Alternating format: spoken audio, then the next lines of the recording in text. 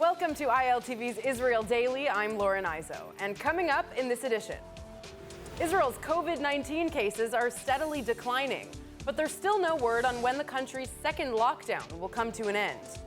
Then, Harris and Pence face off during the U.S. vice presidential debate, giving some insight into what we could see in the future of U.S.-Israel policy. And this week is the 47th anniversary of the Yom Kippur War. Israel's defense ministry is releasing never-before-seen footage.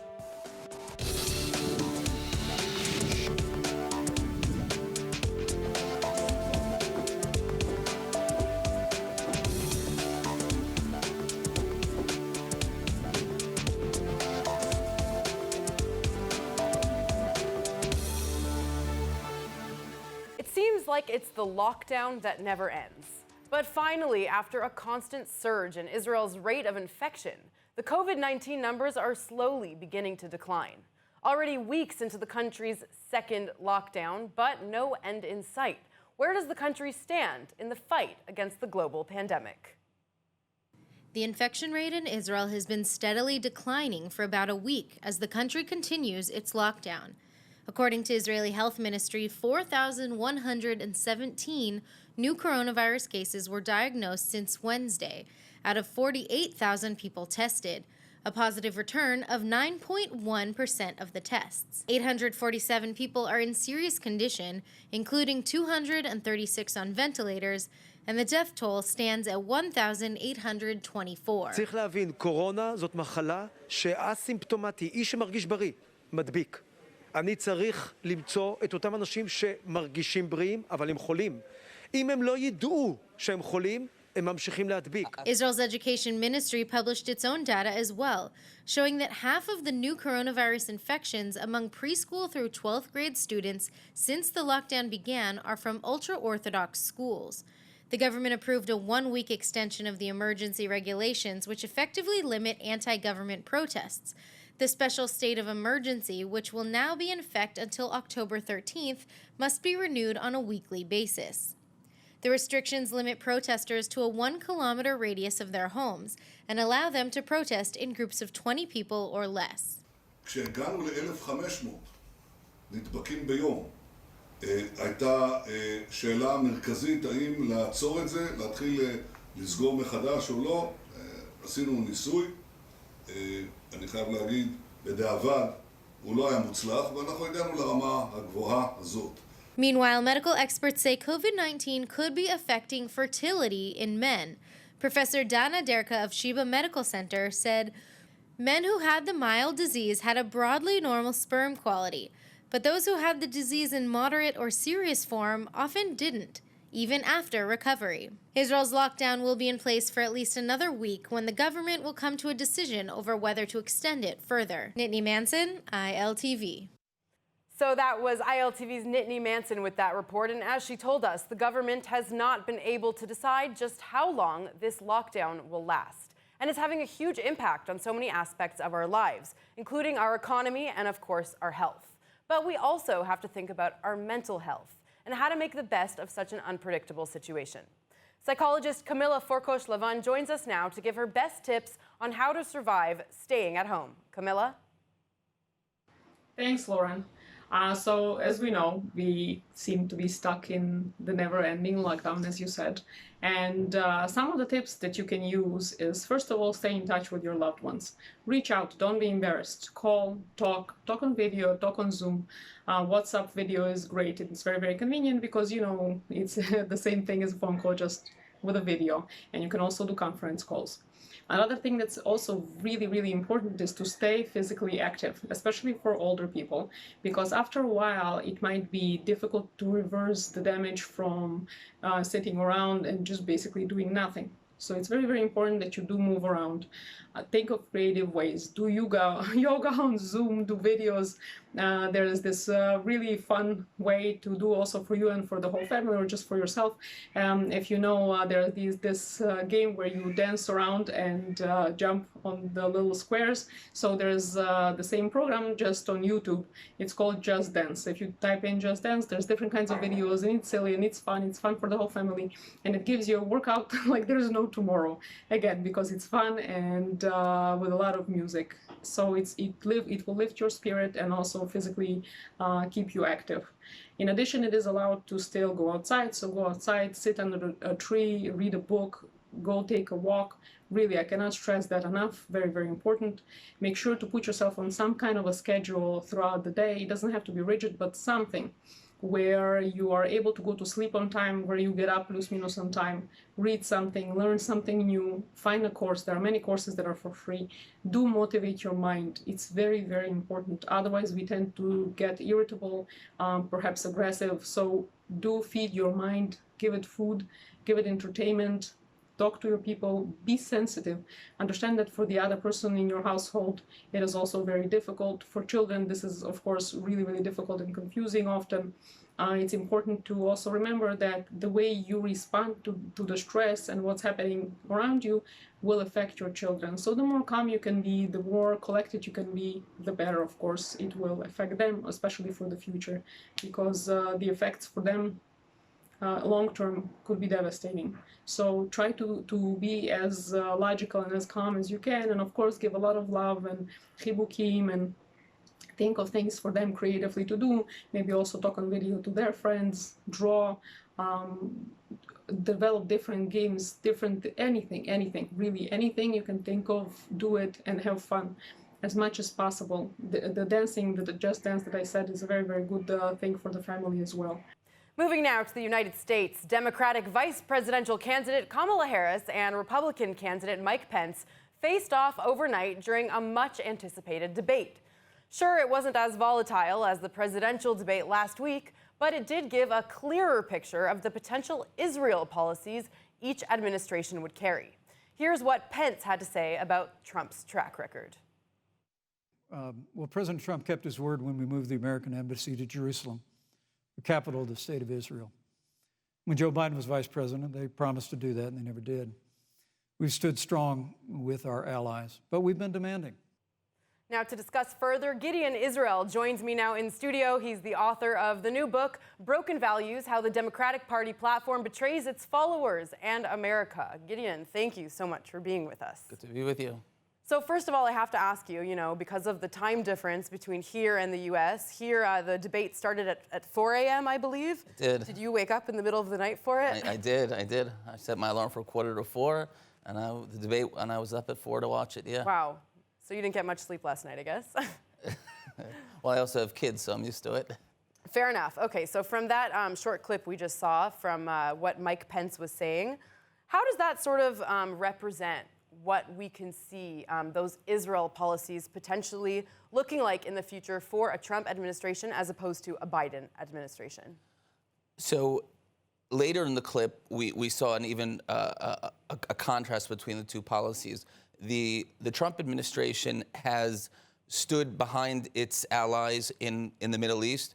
It stood behind Israel 100%, meaning moving the embassy to Jerusalem, recognizing the capital, recognizing sovereignty over the Golan. And basically the policy is, for the Trump administration, is we, to paraphrase them, we are going to do what we think is in America's best interest, and we don't care what other countries say. And then on the other hand, you had Kamala Harris saying we're going to re-enter the Iran agreement, because now that America's not in the Iran agreement, America is less safe. Her policy is more of a policy of appeasement, and that was the policy of the Obama administration, which was kind of appeasing many, many countries, a foreign policy sort of as seeing the West as fault for many of the problems around the world. Now, one of Trump's, many goals when he became president was the deal of the century, peace between, the Israelis and the Palestinians. Since he's began that project, he's cut off all communication with Palestinians, or rather, they've cut off communication with him. Right. Do you think if we saw Biden taking over the White House, that sort of communication could be reestablished, and maybe there could be more discussions actually progressing us towards some sort of a real peace deal? So we have to split your question into two. Sure. Absolutely, they would reconnect with the Palestinian Authority, and not only that, they would make the Palestinian issue the central issue in the Middle East, as Obama did. However, would that lead us any further in peace talks? Absolutely not. We've seen that the Trump administration and President Trump promised the deal of the century.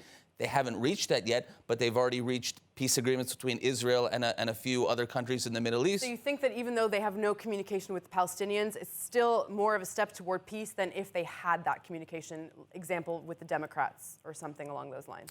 Well, as long as the Palestinians perceive that they're the central players in the Middle East and they're going to dictate what's going to happen, so they're going to try to squeeze more and more out of Israel and out of America, as we've seen over the past 25 years. The Trump administration has taken the opposite approach and said, you're not a central player. In fact, you're not even so important. We'd love for there to be peace, but we're going to move forward with Israel and other countries in the Middle East to move forward, where peace is possible.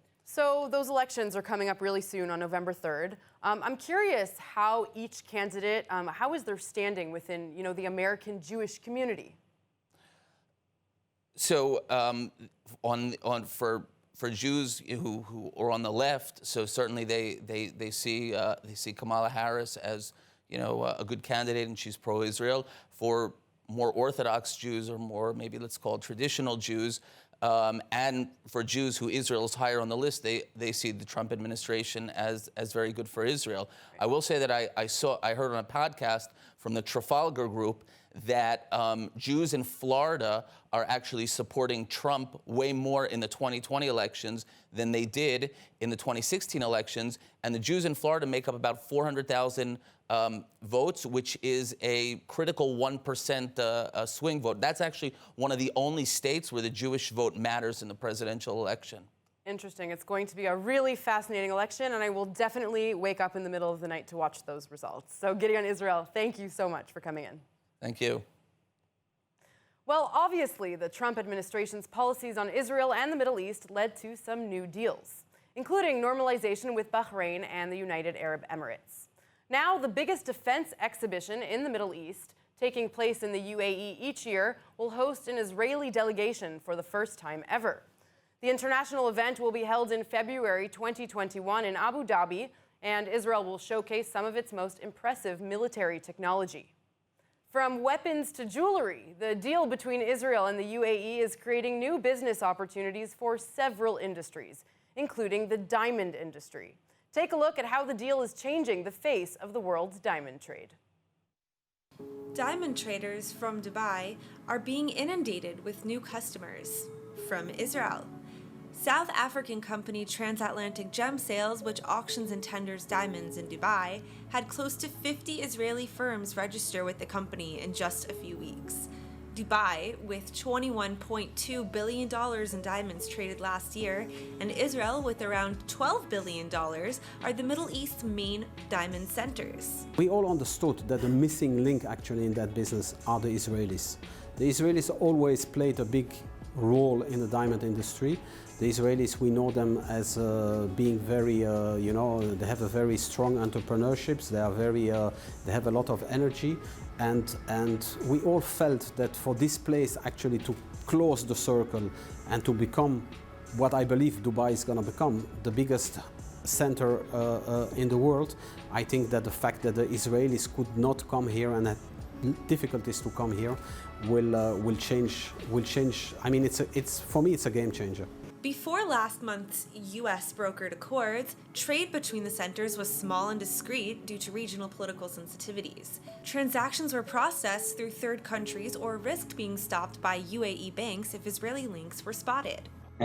From my point of view, we see Dubai as a golden gate, kind of golden gate to all this area, not only to Dubai.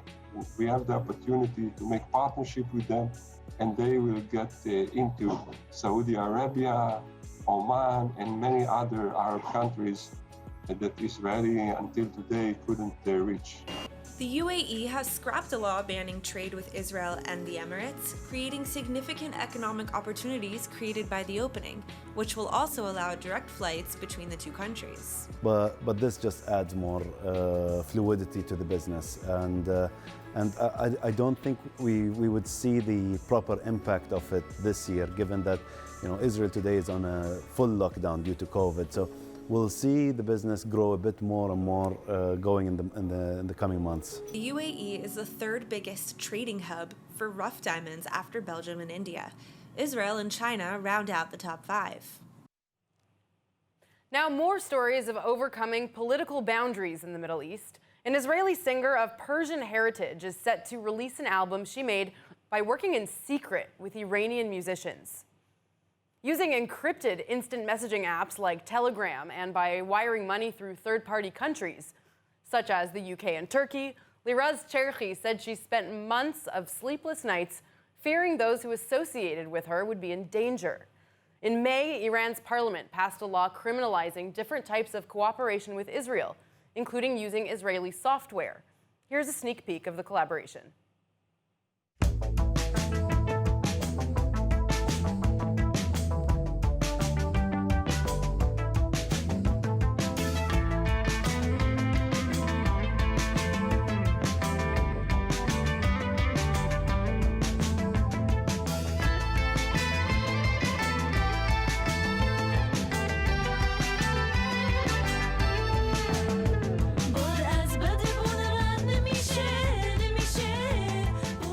By the way, Cherchi, who's also an actress, knows too well how this hostility dominates the narrative of Iran and Israel.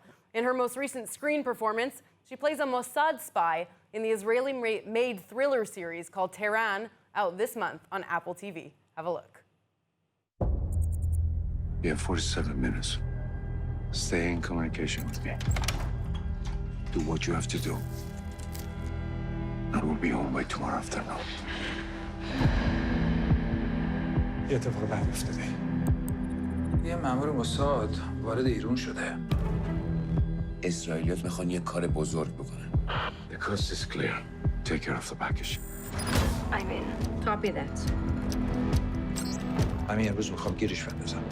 اینو پیدا. Well, this week is the 47th anniversary of the Yom Kippur War. Israel's defense ministry marking the occasion by releasing never-before-seen film of photographs taken during the October 1973 conflict. Some of the images have even been colorized. The 3-minute video of the Yom Kippur War captured events on both sides of the Suez Canal, activities by IDF soldiers in the Sinai Peninsula, Air Force operations, and even actor Chaim Topol of Fiddler on the Roof performing in front of Army reservists. Now, moving on to tech news, Israeli developers in Tel Aviv are working on their version of electric vehicles, with the goal of becoming a lead in the electric automotive industry's market within the next decade. Here's more. Israeli automotive developer RE Automotive, located in Tel Aviv, are currently testing their own electric vehicle platform. That we've built the world's most modular electric platform.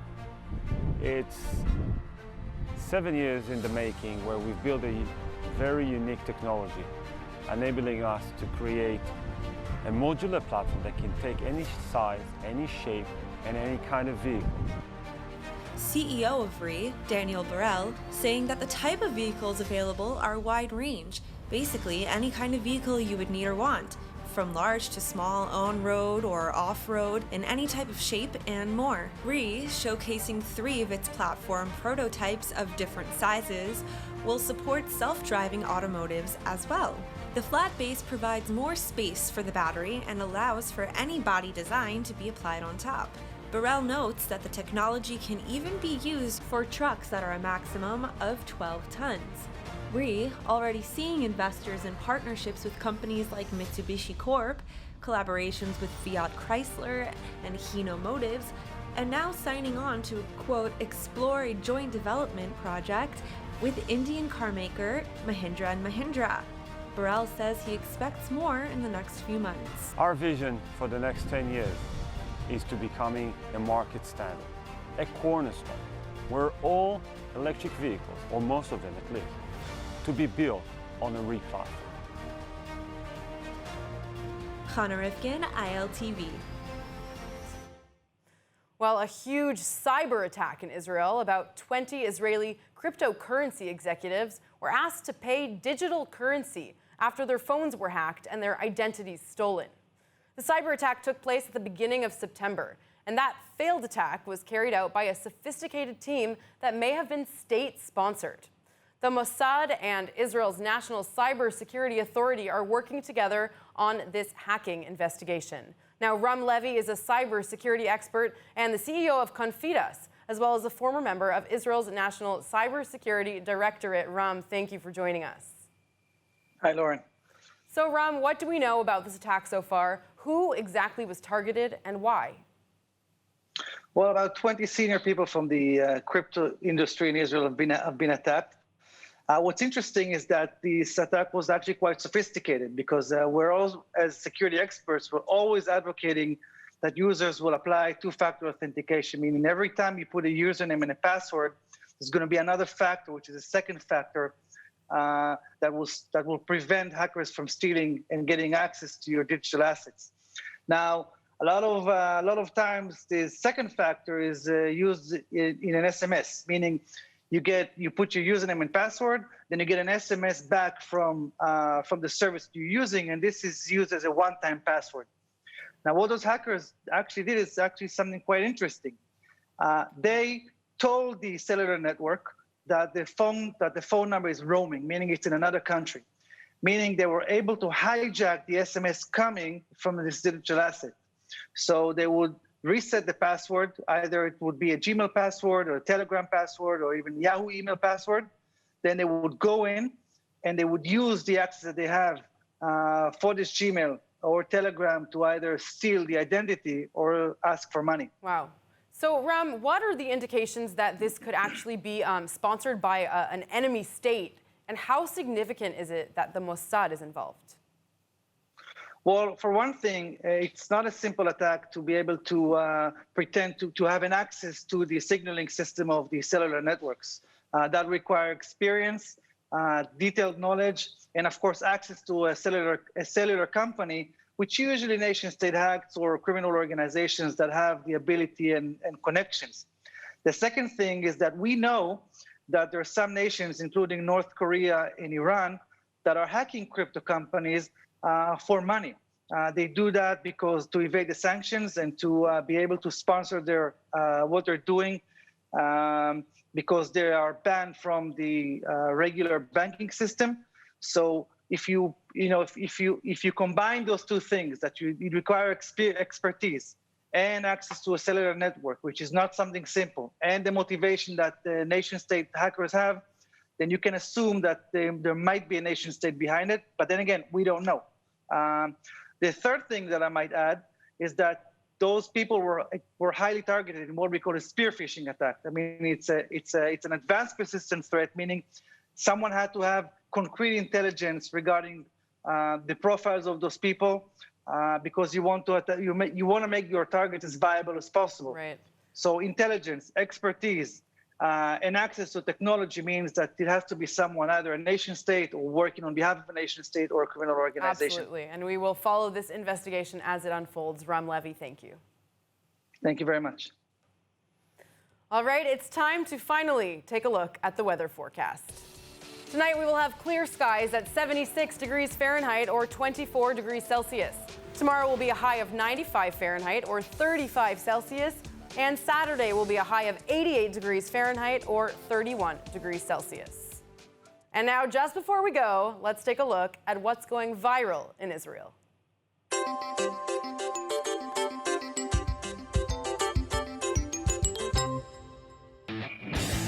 Well, if you're not in Israel, you can take this virtual tour with this adorable child through the streets of Jerusalem. Israel's foreign ministry, just posted a video of this cutie running through the streets of the city. So if you're missing the city, you can definitely take a tour with him and his cute little bucket hat.